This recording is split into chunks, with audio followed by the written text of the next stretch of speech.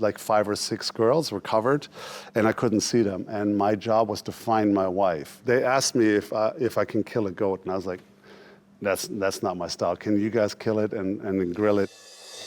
How have kids impacted your life?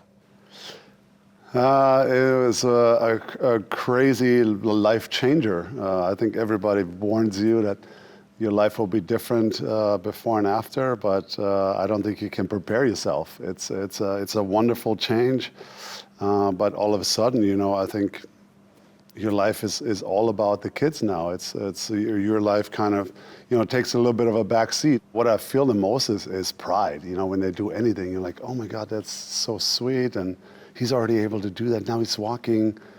It's like when they do little stuff, I feel more pride than I ever did for any of my accomplishment in my career, if that makes sense. And I think now looking back, I understand my parents in a way. They always told me, I'm so proud of you. Every year I came back here, we're so proud. I'm like, yeah, I've heard this now a million times, but I think now that I have my own kids, I understand that more. It's just a different sense of pride than anything that I've ever had before. How did it impact life in retirement?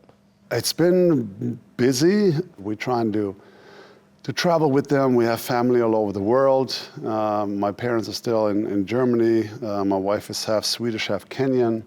So we try to see family. We try to show them different cultures, different languages. And then when we're home, they just started their sports already, and so I'm trying to be involved in that and take them and watch them, and so it's been a fun 3 years. Honestly, it's been flown by. Did I read 3 languages you're teaching your kids?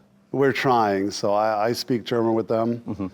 Mm-hmm. Wifey's speaking Swedish with them. And of course, English is because they live here, it's natural. And when I talk German to them, all they talk back is English. So then I got to translate in my head and then talk German again. So that's sometimes a little bit challenging with 3 languages. It's easier if me and my wife would speak one language and then they would hear that all day. But I got to speak English with my wife. So really, all they hear all day is English. Only when I address them is when they hear German. And so the oldest, I would say, she's 9 now. She understands everything, but she still only talks English back. Well, we'll see. Maybe I'll give her a couple more years, and maybe she'll speak more. So it was a snowy night in February 2010, an event for sports and economic development.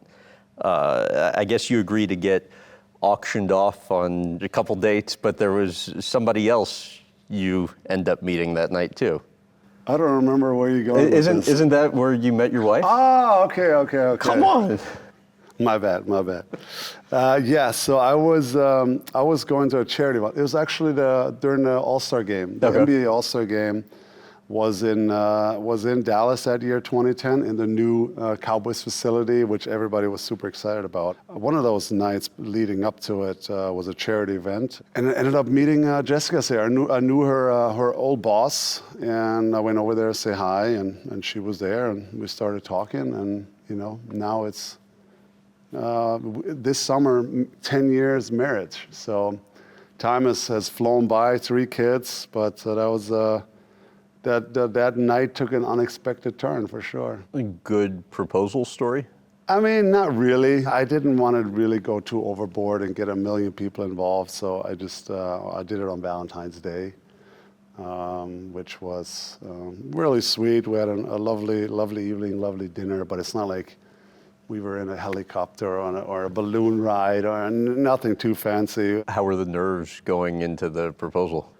I was good. I knew this is what we both wanted, and was looking forward to the wedding. And since we have family all over the world, we did like a whole summer of weddings. We had a wedding with just close family in the Caribbean. Her mom threw us a wedding party in Kenya, and then we had a big party here for everybody in my family here in Dallas. But the wedding in Kenya was something else. So we get there, and Jess's mom has told her It's just a little get together, you know, people want to see you and celebrate you guys. But yeah, I didn't know what to expect. So I get there and Jess tells me, "No, remember, just keep an open mind today." And I'm like, "Sure, whatever, let's have some fun. It's a beautiful day." So we get there. They take Jess away right away. I have no idea what's happening. I walk on the ground. There's 3 or 4 massive tents. There's like hundreds and hundreds of people there. I'm like, this is a small get together here? Like, I was already crazy shocked. So then I'm like, what are they doing to Jess? The first thing that happened was I had to play a game. Like 5 or 6 girls were covered, and I couldn't see them. And my job was to find my wife. And if I don't, I'd have to pay like a fine or had to buy a goat or something. And then it got a little tricky. Like, there were 2 or 3 of them that were sort of similar size. And I'm kind of like going, I couldn't touch him. I wasn't supposed to talk to him, but I think I must have whispered something in German because I know Jess speaks German or understands German. She lived there for a year. And so I heard her giggle, and then I think, which was a little bit of cheating, I admit, but that's how it all started. And it was just a wonderful ceremony of different stuff happening. And they asked me if I can kill a goat, and I was like, that's not my style. Can you guys kill it and then grill it? And then I had to feed her a part of the ribs, which means symbols. I'm going to be part of her life. I had to feed her part of her shoulder, which means I'm going to carry her for the rest of her life. So it was an unbelievable experience that I'll never forget. And we partied basically 24 hours or something insane. So it was a good time.